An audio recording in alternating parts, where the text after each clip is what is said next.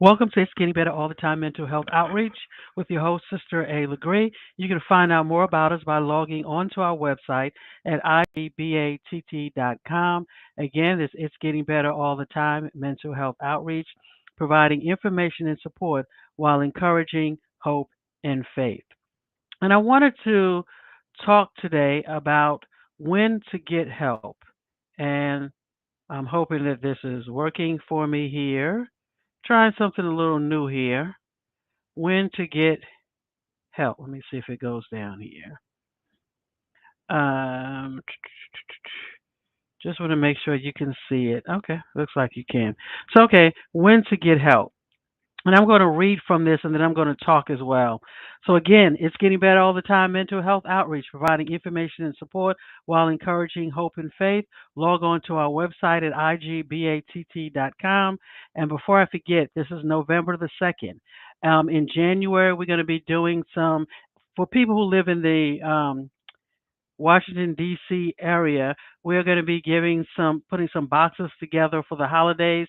So email us at igbatt1.aol.com for more information. But again, wanted to talk about when to get help, okay? And this is from our little booklet that we have here that we put together. But when to get help. If you are experiencing changes in your thoughts, feelings, and behaviors that are negatively impacting your life, then it might be time to talk to someone. Remember, the thoughts, feelings, and behaviors are connected. When we're talking about mental illnesses, whether we're a serious illness or non, thoughts, feelings, and behaviors to some degree are connected. So when you start finding yourself experiencing you're sleeping too much, sleeping too little, your mood has changed, you become more irritable, you're eating more, any changes in your thoughts, feelings, or behaviors that are negatively impacting your life, you may want to pay attention to that and talk to someone, right? Getting help for a mental health concern can happen anytime you are ready. When you go to get help, where you go to get help or how you get help will vary depending on where you live at. But right now, if you live in the United States, and even if you're not, but you have access to a phone, you can contact 9888 and you can also get help. I shared earlier in another broadcast about SAMHSA. You can log on to their website and then you're also able to get information there as well. But 988, you can reach out 24 hours a day, 7 days a week, and you can get help if you need to talk to someone, okay? But getting help for someone else, depending on where you live and the symptoms of that in your loved one, it varies, right? So there's no I'm not going to say there's no one way to do it because it depends on where you live. So, depending on where you live, symptoms, and previous history, you may choose to contact your local crisis team or 911. Keep in mind, a lot of jurisdictions do not have a crisis team or, they don't have a crisis team. So, let me see. Hopefully, everybody can see this because it's kind of, let me see if I can blow it up a little bit. I'm just talking. Okay, okay, that looks like a little better. A little better. Okay.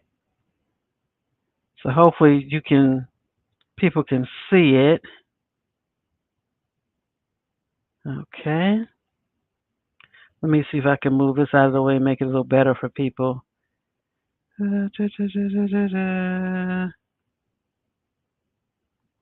Okay, let me see. Okay, let me see. Hopefully this is a little better for everyone that you can see it. Uh,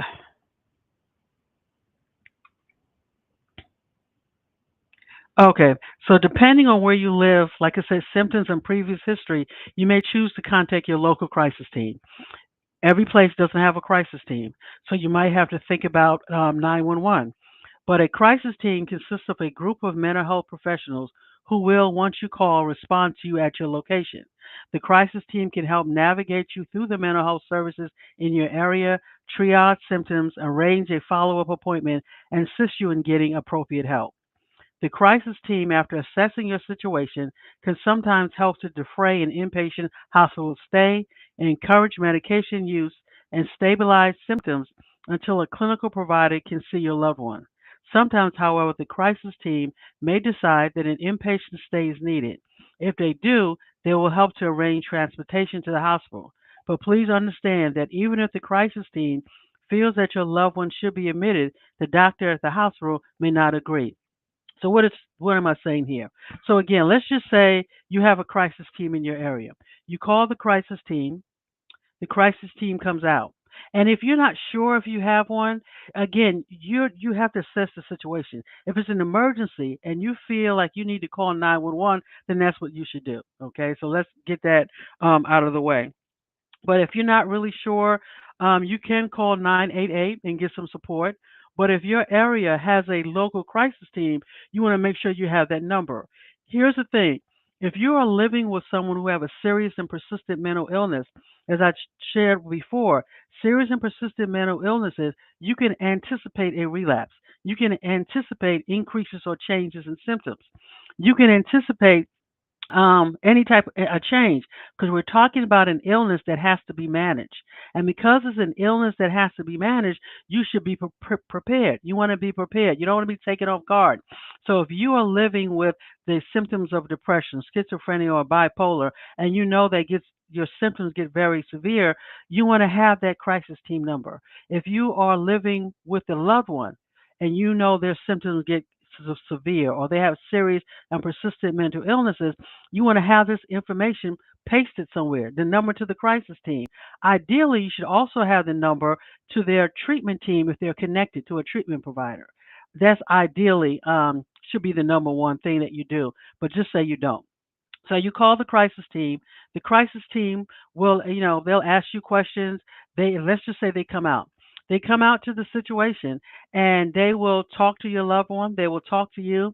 They will kind of assess to see, okay, what's going on. If it's an issue, if they have medications, or if you have medication, you're not taking them, they can help you, but they can just assess the situation. I can tell you, crisis teams are not magic. They're not music. What do you call it? Magical. I went out on a call one time, and we got there, and the lady, the landlord had called us. We went out there, but the lady, she wasn't she didn't require inpatient hospitalization, right? And we couldn't make her do the things that the landlord wanted us to do. So it was one of these things where when the crisis team comes out, they're not necessarily magic. We can't make a person do something that they're not willing to do. Also, keep in mind, just because your loved one or you are not taking medications, does that in itself may not require an inpatient hospital stay. Just because they're responding to internal stimuli because they're yelling, they're doing things that's bizarre to you. That in itself may not be good enough for an inpatient psychiatric stay. So in cases like that, if you have a crisis team, the crisis team can be really helpful because they can come out, they can advise, they can talk to your loved one, they can assess. They may not recommend your loved one going in, but they can come out, help, support you, and guide you in what to do. Again, people have a right not to take their medication, just like you have a right not to take your medications. Individuals, to include your loved one, they have a right to sleep in, sleep all day, whatever it is, long as they're not bothering anyone. The key, though, is are their symptoms negatively impacting? You have to ask yourself, okay, I'm calling the crisis team because my loved one is not taking medications. The question would be, how is them not taking medications negatively impacting them, right? How is this behavior, whatever the behavior is, negatively impacting your loved one? And once that's what you want to focus on. You don't want to just say he's not taking his medications. So what? He's not taking his medications. If he's not taking his medications, is that causing an increase in symptoms? If so, what are the symptoms and in what way? So you got to think out the box because a lot of times people will get caught up into, are they a danger to themselves or others? Well, if a person is diabetic and they're not taking their medications and their insulin level, gets really low or too high, then that can be, yes, that's a danger to themselves. If they are not taking your medications or you're not taking medications and they're yelling, screaming, and um, saying negative things to people out in the community who could eventually hurt them, then yeah, they could wind up being hurt. So again, just kind of keep that in mind. I don't want to kind of go on and on too much with that, but the crisis team will come out, evaluate. see what's going on. Okay. Sometimes the crisis team will agree that we need to have an inpatient stay. Now, depending on where you live, all right, the crisis team may be able to go ahead and say, every state is going to require paperwork, right? Whatever it's called, whatever your jurisdiction, whether it's an FD12, some places an EP, whatever it's called, emergency petition, whatever. Okay, the crisis team will complete to say, okay, we believe that there's a crisis in the moment, and we're taking this individual down to the hospital so they can be evaluated further by a doctor. Now, if your loved one, let's just say, decides to go voluntarily, great. If they choose not to go and they say, no, I don't want to go, but they need to go, the crisis team, depending on the makeup of the crisis team, depending on the state that you live in, will either have to do one or two things. They can transport against the person's will. Many times, I can tell you that is not the case. I don't but again, I'm not familiar with all of the states, so or jurisdictions. But 9 times out of 10, what will happen? The crisis team will have to call Will have to call the police because the police are the only ones that can make a person do something against their will. So the police will come out. And again, if this happens to you and the crisis team is there, the crisis team will explain to your loved one what's happening, what's going on. They will explain, hey, you're not in any trouble. The police just have to come out and try to help us, et cetera, et cetera. So again, how your loved one gets to the hospital or how you get to the hospital will vary depending on whether you're voluntarily, okay, yeah, I'll go, or you don't want to go, but we feel that you need to go. Okay. A crisis team can be an invaluable asset to you and your family, but there are times in which you may have to call the police as opposed to or before you call a crisis team. When deciding between calling the cops versus calling a crisis team, ask yourself these questions. Are there weapons involved?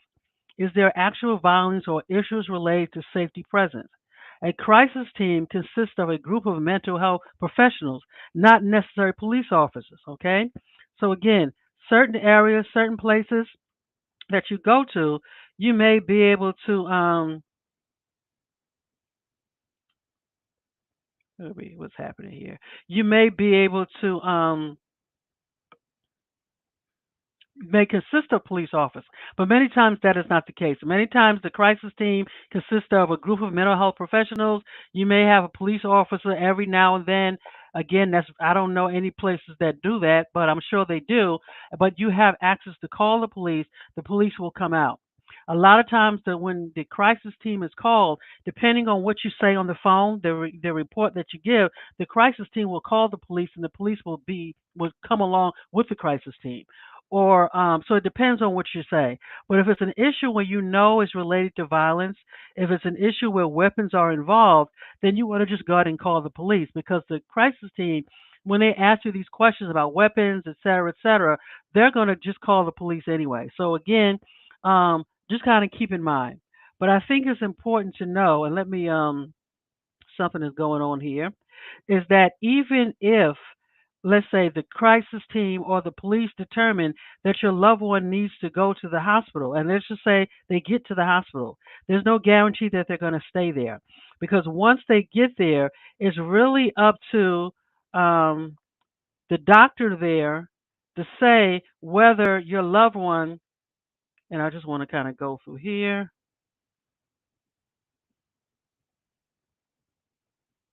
Okay, it's not working. No problem. It's up to the doctor to say whether your loved one whether your loved one will be admitted or not.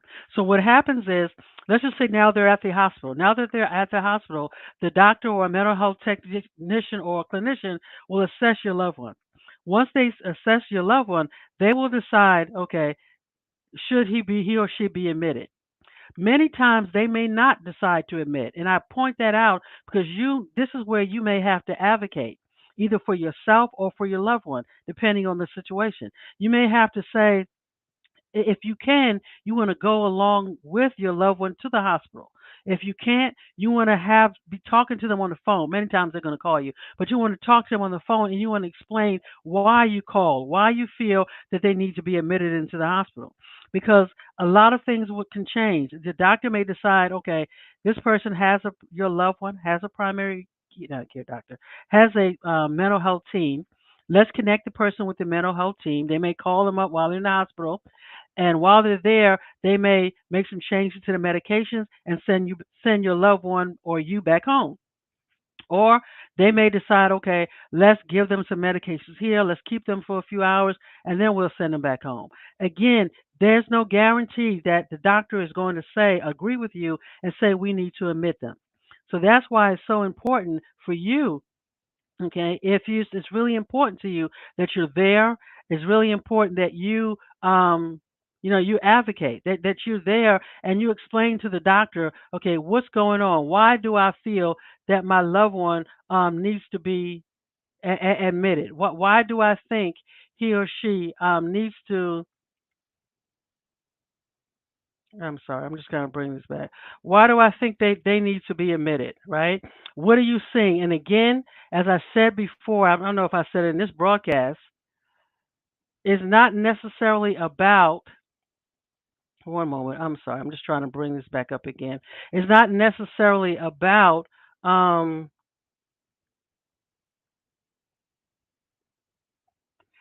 trying to find new technology here, I'm sorry. It's not necessarily about the fact that they're not taking their medications. It's not necessarily about the fact that they're not sleep, whatever it is that you think. You want to ask yourself, what, again, remember I told you that question that you want to ask yourself. Why is it, I'm going to bring this back up. Why is it that you feel that your loved one needs to go to be admitted? Okay? Again, it can't just be because you feel like they should be admitted into the hospital, right? It needs to be a reason. Okay, let me see if I can share my screen with you.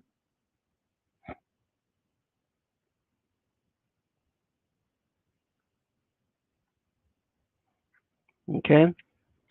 Um, as I said, once at the hospital, the decision to involuntarily commit your loved one is up to the doctor. Again, just like the police, doctors do not like to make the decision to hold a person against their will lightly. They don't take it lightly. While almost all states allow police and clinicians to initiate short term commitment lasting up to 72 hours to handle imminent emergencies, there are legal statutes that must be met to hold a person against their will longer than that. Okay?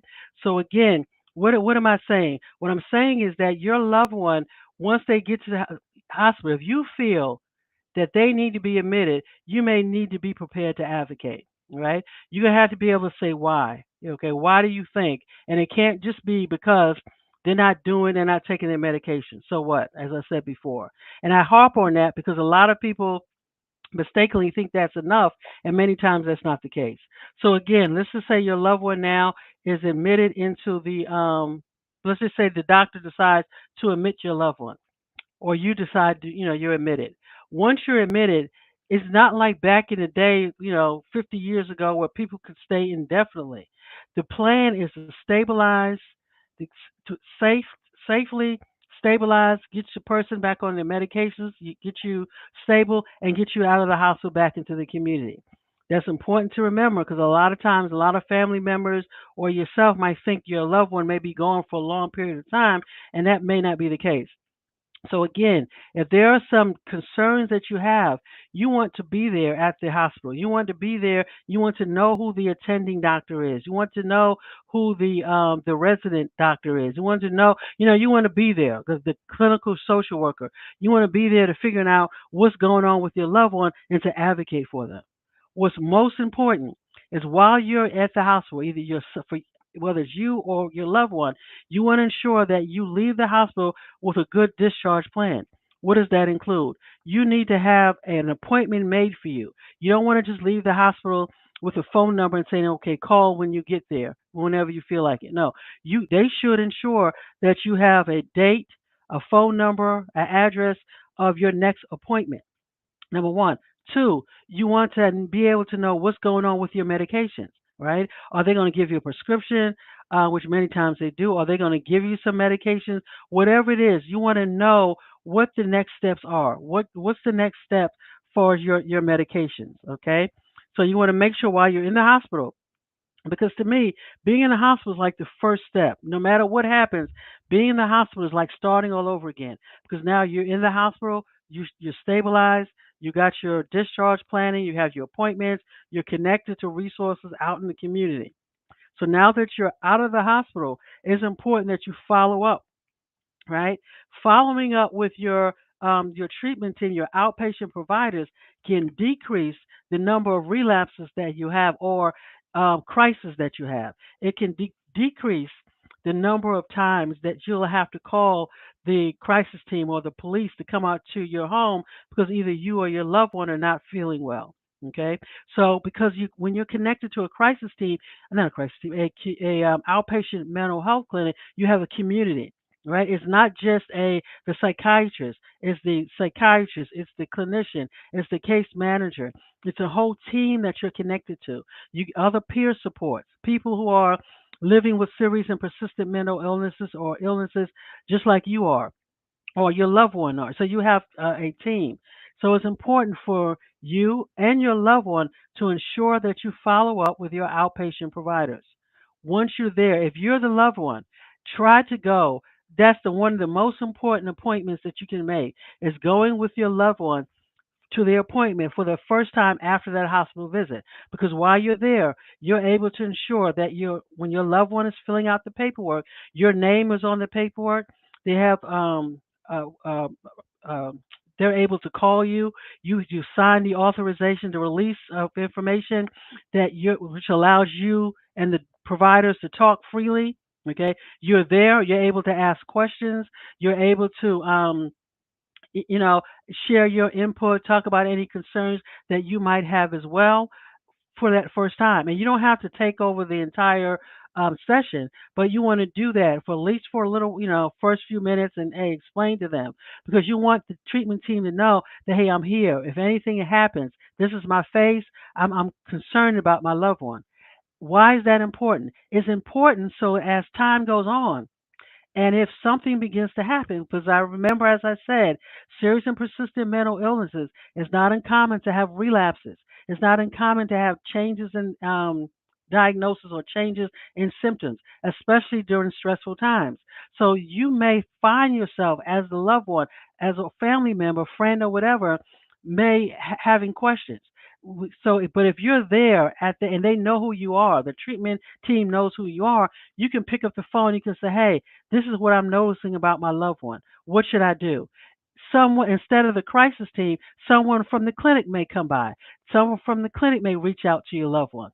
But again, living with a serious and persistent mental illness is an illness that has to be managed, right? You have to plan. You have to know that relapses are possible or more than likely, right? So you have to plan. So part of your planning process is knowing who the treatment providers are, having those phone numbers, knowing the address, going there at least one time with your loved one so you can have they can know you, you can know them. You can most importantly filling out that release of information, right? Most importantly, so that way there won't be any HIPAA challenges or any problems later on. Okay, so again, you want to do that. So as I said, if you have to call for a crisis, and you have to be admitted voluntarily, you can call the crisis team if you have one in your area. If not, you may have to call, or you can talk to your loved one, see if they'll go in voluntarily, or you may have to call 911.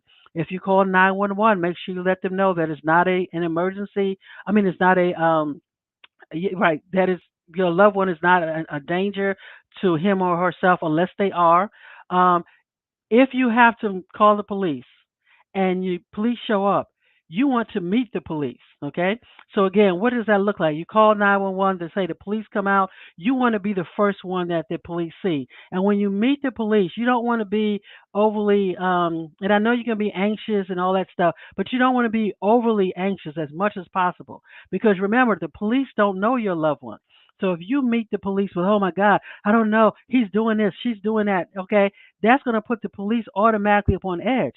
But if you go to them and say, hey, yeah, yeah, I'm the one who called my loved one, he's diagnosed with schizophrenia, whatever. He hasn't been taking his medications. He's not taking his medications, and his insulin levels are really falling really low, or he's been yelling and screaming, and I'm wanting some help to get him to the hospital. He's not a danger or anything like that. There are no weapons or anything like that. So again, you're talking to the police, you're calming them down, and you're walking with the police to your loved one if possible, and say, hey, remember, Johnny, okay, these are the officers that I told you about. They're going to be here to show us what to do. Because before you call the police for your loved one, you want to let them know what you're doing. You want to say, hey, you know what? I think what we're going to do, I'm going to either call the crisis team, we're going to call the police, just so they can help us, because I think you might need to get some help. There's no need to surprise them. You want to let your loved one know. They may say, no, I don't want to call the police, blah, blah, blah, blah. And you let them know, hey, well, you're not taking your medications, you're doing this, you're not sleeping. And so what do you want me to do? Have a conversation with them. So again, if you have to call the police, let your loved one know you're going to call the police. Explain that they're there to help, not to because they're in any trouble. If the police show up, you want to meet the police, explain to them calmly what's happening. You want to walk with the police with to your loved one and explain, kind of what's going on there. You want to kind of, explain what's going on there. You want to try to be calm. You don't want to try to, you know, um, oh my God, type thing. You don't want to do that because that's going to put the police on edge because they don't know your loved one. Okay. Um, More importantly, once your loved one is at the hospital and they've been admitted, you want to make sure you're in contact with the treatment team. Two, you want to make sure they have a outpatient appointment, that they have their medications. You want to make sure you go to the first outpatient appointment because that's the first step. That you get phone numbers, that you know people there at the clinic. Because again, the more connected everyone is to the outpatient clinic, the less time you'll have to call the police or you'll have to call the crisis team. I always say that anytime we have to call the police for a mental health crisis, then that's a failure. Something went wrong. There's a failure in the system. We should not have to call the police for a mental health crisis if our loved one is living with us and they're connected to their outpatient provider. So again, this has been It's Getting Better All the Time Mental Health Outreach, providing information and support while encouraging hope and faith. You can find out more about us by logging on to our website at igbatt.com.